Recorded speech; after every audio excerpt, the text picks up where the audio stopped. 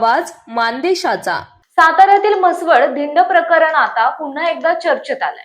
अल्पवयीन मुलांची कथित धिंड काढल्याच्या प्रकरणात संबंधित पोलीस अधिकाऱ्यावर गुन्हे दाखल करावेत या मागणीसाठी तक्रारदार आणि त्यांच्या नातेवाईकांनी आज जिल्हा पोलीस अधीक्षकांची भेट घेतली।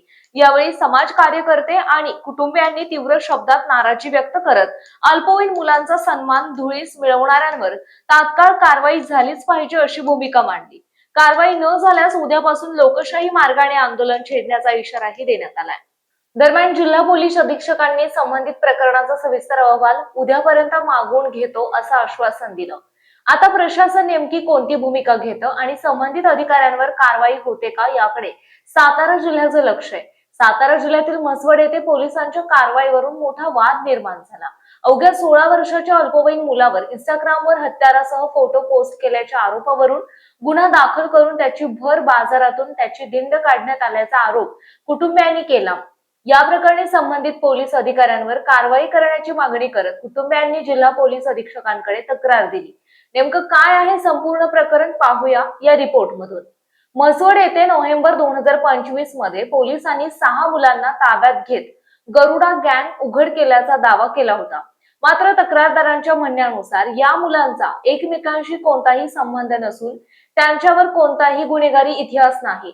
ताब्यात घेतलेल्या मुलांपैकी एक मुलगा अल्पवयीन असून त्याच्यावर 1.5 वर्षांपूर्वी सोशल मीडियावर कोयत्यासोबत फोटो ठेवला होता। या कारणावरून गुन्हा दाखल करण्यात आल्याचा आरोप कुटुंबियांनी केला आहे। यानंतर या मुलांना म्हसवड बाजारातून फिरवत त्यांची धिंड काढण्यात आल्याचा आणि त्याचे फोटो व्हिडिओ सोशल मीडियावर व्हायरल झाल्याचा आरोप करण्यात आला। मुलगा अल्पवयीन असतानाही त्याची धिंड काढली, त्याचे नावही जाहीर केलं। आमच्या मुलाचे करिअर खराब झाले, संबंधित पोलिसांवर गुन्हा दाखल व्हावा अशी मागणी अल्पवयीन मुलाच्या आई वडिलांनी केली। या प्रकरणी न्याय न मिळाल्यास म्हसवडमध्ये आंदोलन करण्याचा इशारा कुटुंबियांनी दिला। दरम्यान या घटनेची चौकशी करण्याचे आदेश देण्यात आल्याची माहिती जिल्हा पोलीस प्रशासनाने दिली। म्हसवडमधील या प्रकरणामुळे पोलिसांच्या कारवाईवर प्रश्नचिन्ह निर्माण झाले असून चौकशी अहवालानंतर पुढे काय कारवाई होते याकडे सर्वांचं लक्ष आहे। आमच्या मुलाचं नाव सगळीकडे दिलं, त्याची बदनामी केली, त्याचं नाव घालवलं, त्याने कोणाचा खून केला होता का, त्याच्या आयुष्याची बदनामी केली आहे, आयुष्यभरासाठी त्याचं नाव खराब केलं आहे। खेळात त्याची 2 वेळा जिल्हा पातळीवर निवड झालेली, तालुका पातळीवर निवड झालेली, केवळ त्याने 1.5 वर्षांपूर्वी स्टेटस ठेवला म्हणून पोलिसांनी त्याला अडकवलं। कोयता गँग आणि कोणती गँग आयुष्यात त्याचा कधी संबंध आला नाही, अशा लोकांशी संबंध जोडून त्याची धिंड काढली आहे अशी माहिती अल्पवयीन मुलाच्या आईने वडिलांनी दिली आहे।